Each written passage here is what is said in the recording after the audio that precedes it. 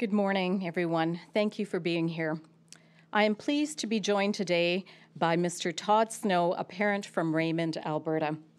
Today, I am proud to share how Alberta's government is taking additional steps to reform the teaching profession's discipline processes to further ensure the education system is safe for students, their families, and teachers.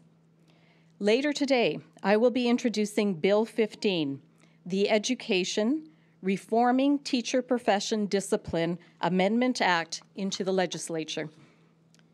Since I first took this office, my top priority has been our students, both ensuring that they get the best education possible and ensuring their safety. With this proposed legislation, we are building on the important work started with the Students First Act, which I brought forward this past fall. After 85 years under the current process, Bill 15 will create the Alberta Teaching Profession Commission and appoint a commissioner to oversee teacher and teacher leader conduct and competency complaints for the profession, regardless of where teachers are employed. The result of this bill will be to have one legislative structure to govern matters of discipline for the entire profession by one organization using a consistent, effective, and efficient process. This new proposed approach for teacher professionalism will bring Alberta in line with comparable provinces and professions, such as nurses and social workers, where an arm's-length organization oversees disciplinary matters. This new model would not impact the Alberta Teachers Association or the College of Alberta School Superintendents, or their role in professional development or other member-focused advocacy or services. This model will also not impact the ATA's role as it pertains to collective bargaining. The ATA would have you believe that this is an attack on teachers. Nothing but nothing could be further from the truth. The fact is that most teachers, administrators, and superintendents will never experience this process, nor will most students or families. Our province is home to excellent, dedicated teaching professionals who want the very best for their students. That is why we are committed to strengthening the teaching profession and keeping students safe through improvements to transparency, accountability, and public assurance. At its core, this is about keeping students safe, which is something I know is of primary concern to members of the teaching profession. Concerns have been raised about the ATA playing both a union and a disciplinary role for its members, and the potential for conflicts of interest that can arise due to this dual role. I have heard this over and over again from current and former students, parents, teachers, and teacher leaders. This simply cannot continue.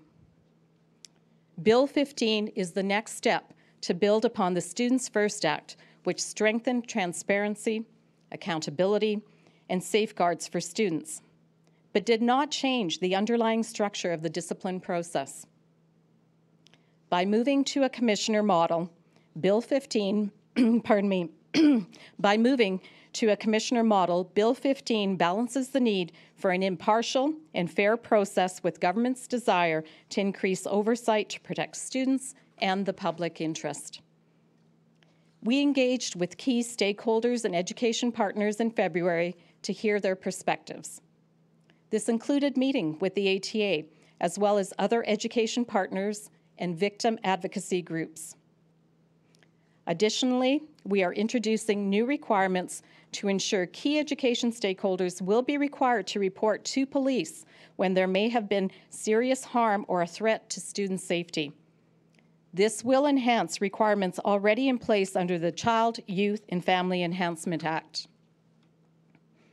The online teacher registry established under the Students First Act will be further expanded. Under Bill 15, it will make it publicly available, Bill 15 will make publicly available all hearing, appeal, and minister decisions where there is a finding of unprofessional conduct or professional incompetence. Bill 15 would balance the need for an impartial and fair process while ensuring greater transparency and accountability in addressing discipline matters in the teaching profession. As a former school board trustee, and since becoming minister, I've heard heartbreaking stories of gross teacher misconduct. These situations have had devastating and long-lasting effects on students and their families. This bill is the culmination of work that I believe is long overdue to reform the discipline process. But above all, and I want to be very clear on this, above all, it is about student safety and putting students first. So with that, I thank you, and I will turn it over to Mr. Snow.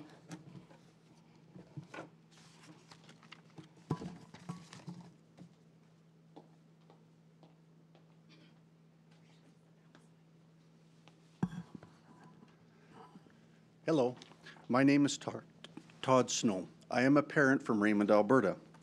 I am pleased to be here today to speak in support of these changes. Unfortunately, my wife Lonnie and I have had first-hand experience navigating the Alberta Teachers Association discipline process.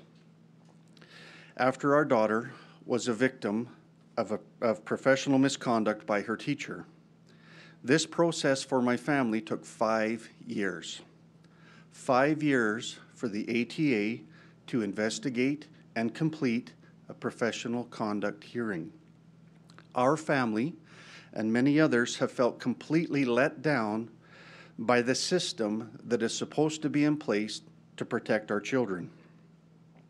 The process with the ATA represents a huge conflict of interest, as they are both the union and the body responsible for adjudicating professional conduct hearings for their own union due paying members. This process needs to change.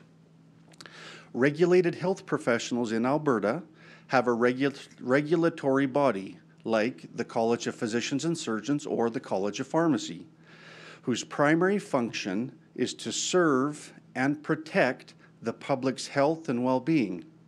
These colleges act totally separate from any professional association or union that advocates for the profession. Other provinces already have arm's-length bodies separate from the teachers' union in order to ensure an unbiased process. They have people working on this whose number one objective is to protect our students and make sure the process is fair for victims. I am so glad to see that Alberta is finally following suit, because we currently do not have an organization with the sole responsibility to protect and to advocate for students. Another thing that I found disturbing was learning in December that the ATA felt they had no duty to report criminal acts involving children to the police because it might jeopardize their own hearing process. These are the people that are responsible for disciplining abusers. But thanks to this legislation, things will be changing. This legislation will now reaffirm and strengthen the duty to report to police as already set out in legislation under the Child, Youth and Family Enhancement Act.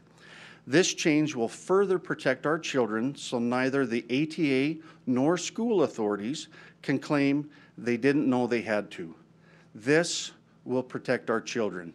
Thank you.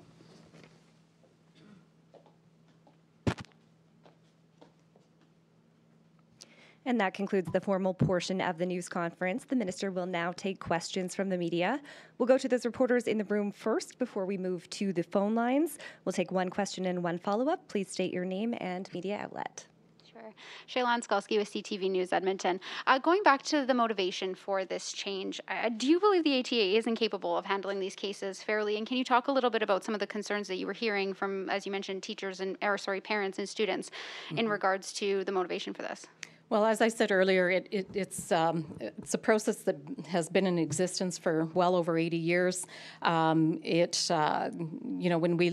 I hear from parents and students is that it's complicated, depending on where you're employed. If you're employed in a public school, public, Catholic, or separate, then you have to go through the ATA process.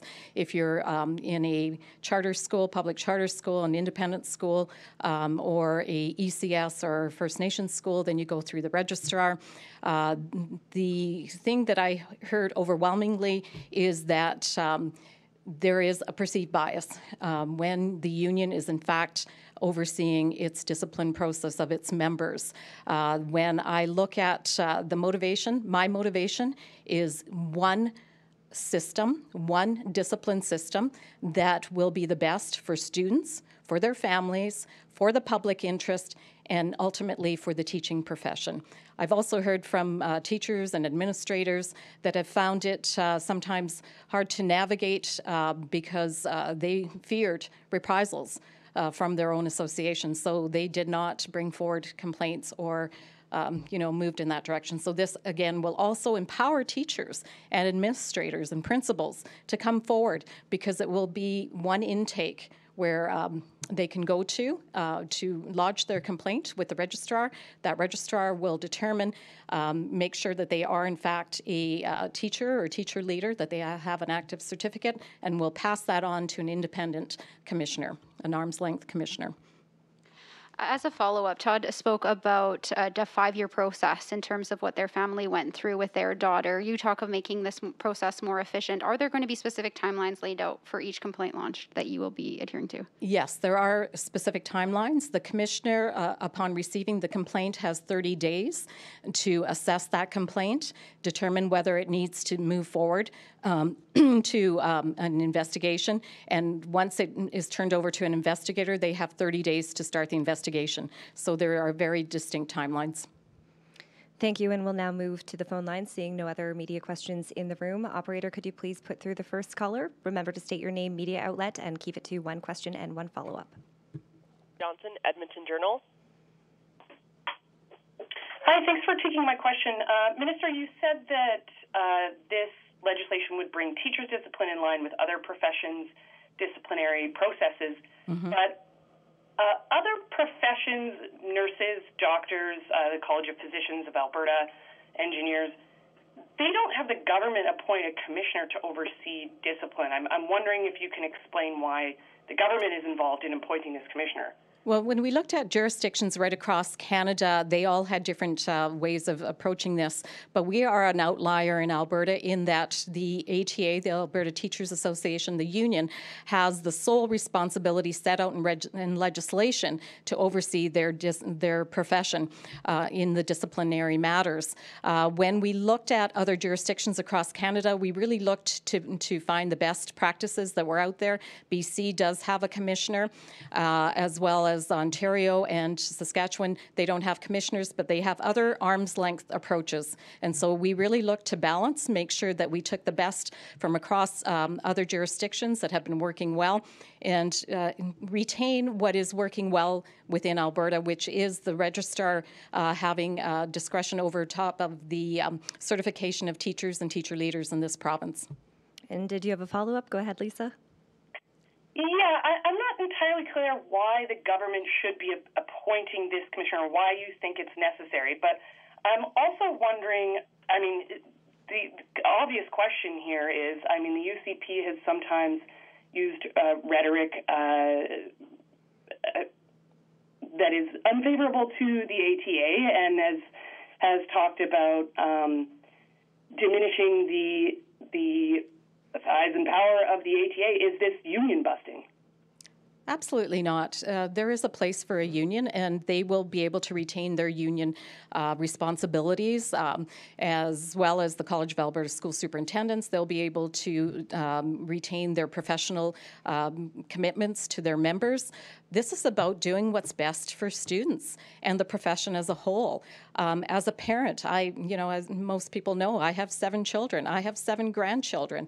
I've been involved in education for well over 30 years. as a parent, as a school board trustee, and now as Minister of Education. The most heartbreaking part of my job over the last 3 years is hearing and reading the stories of people, of victims as they cross my desk, and knowing that there is a better way to do things. And this is about making a better way for everyone out there. So I would say absolutely not. There is an absolute need for the Alberta Teachers Association to continue on with their union roles, but it is not in governing the discipline process. Thank you. Operator, could you please put through the next caller? Michelle Bellefontaine, CBC. Michelle. Hi, Minister. Thanks for taking my question. I want to know your guest indicated that it took 5 years for his family's complaint to get resolved. But so I'm wondering how this Alberta Teaching Profession Commissioner will speed up the process. What kind of timelines are you looking to for these cases to get resolved? Well, and perhaps you missed the first question that was asked, and it was very much around timelines. So the Commissioner, upon receiving a complaint, has 30 days to determine what the next steps are going to be. Then if it's actually going to go forward to a to a investigation, then that investigator then has an additional 30 days to start the process. And then it will evolve from there. Obviously, some cases are more complex than others, so there may be different timelines as to when they will be resolved, but at the end of the day, there will be timelines, and also the Commissioner, under this legislation, will have to provide an annual report of the all of the cases that were investigated and how they were resolved. And go ahead with your follow-up, Michelle. Yeah, and I also wanted to know about the cost. So I understand that the cost of the setup of this new commission will be borne by government. But what about the ongoing costs? Is there going to be a cost share? What's the arrangement? So the cost of setting up the office of the commission and the commissioner, as well as ongoing costs, will be borne by my department, which sits separately from the dollars that school boards and school authorities get to run operationally. And as you know, 98% of all education dollars go directly to school authorities. I have 1% that is left within my department, and that will be allocated towards setting up the whole process and running it in the near foreseeable future. Thank you, Michelle. Operator, could you please put through our next caller?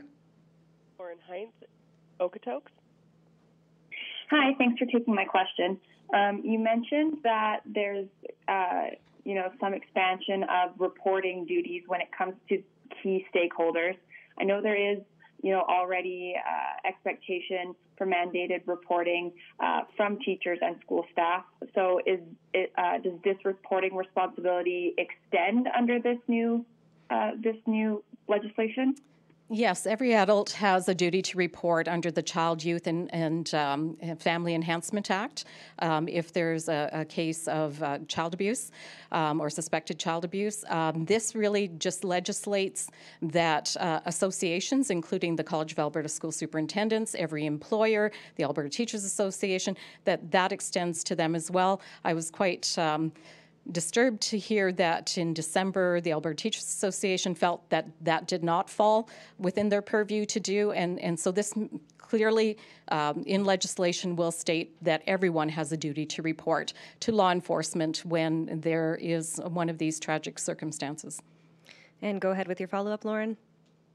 Yeah, so I think it's fair to say the relationship between teachers, specifically the ATA and the government, has been somewhat fractured by this process. How would you say you're committed or working toward establishing a better relationship with the teachers in Alberta? Do you know what? I believe we have a great relationship with the teachers in Alberta. The union will do what the union does, but I've had many teachers come and speak to me personally and say, you know what, this is so needed. This is something that I wanted to see happen for a long time in my profession. So I constantly reach out to to teachers individually, and as far as the association goes, we continued to engage with them. We did engage on this legislation, and from the very beginning when I took office, I had indicated, as I started to see the first cases cross my desk, and they're heartbreaking. They're heartbreaking. They're hard to read. I can't tell you the number of times I sat there and literally cried reading these cases. They're horrific, and they damage our children and our students, and that can no longer happen. And it was at the very beginning of my ministry as Minister of Education that I spoke to the Alberta Teachers Association, to their executives, saying we need to change this. This cannot continue. And I'm very proud that I am able to be the person, the minister, to bring forward the changes that are so desperately needed. And we have time for one more question from the phone lines. Operator, could you please put through the last caller? Catherine Krakowski, Alberta Today. Yeah, I have another question on duty to report. It's also expanding to any employment action that includes non-teaching duties and non-leadership duties. Can you explain what the need is for that expansion? Can you expand on your question? I'm not understanding your question. Yeah, so for example, it says that any employment action, such as non-teaching duties and non-leadership duties, are now you have to report that to the registrar for any conduct questions. So what exactly are you looking to expand there? So I believe what you're referring to is the need for any case of abuse to be reported or any complaint to go through to the registrar. A teacher is a teacher 24/7, just as I'm Minister of Education 24/7. And as we had indicated earlier, under the Child and Youth and Family Enhancement Act, there's always a duty to report inappropriate behavior to the proper law enforcement, and subsequently to follow through with some sort of disciplinary action when warranted. And go ahead with your follow-up. Yeah, so I want to follow up on Michelle and Shailan's question about timelines. So I understand at the beginning of the process there's that 30-day timeline, but am I understanding correctly there's no timeline for how long a hearing can go on because they vary in complexity, so there's no legislated timeline for the hearing, or am I understanding that wrong? Well, there would be the commissioner obviously making a determination, sending it on to investigation. If the investigation then shows that there is a hearing required, the commissioner would set up the hearing, and then it would move through that process. We certainly want that expedited and having a very clear line of sight, ensuring that the commissioner obviously is going to be reporting on an annual basis at the status of all of those investigations and those hearings. That we anticipate that it will be able to move forward quickly. Thank you. That concludes our news conference for today. Thank you for joining us. Thank you, everyone.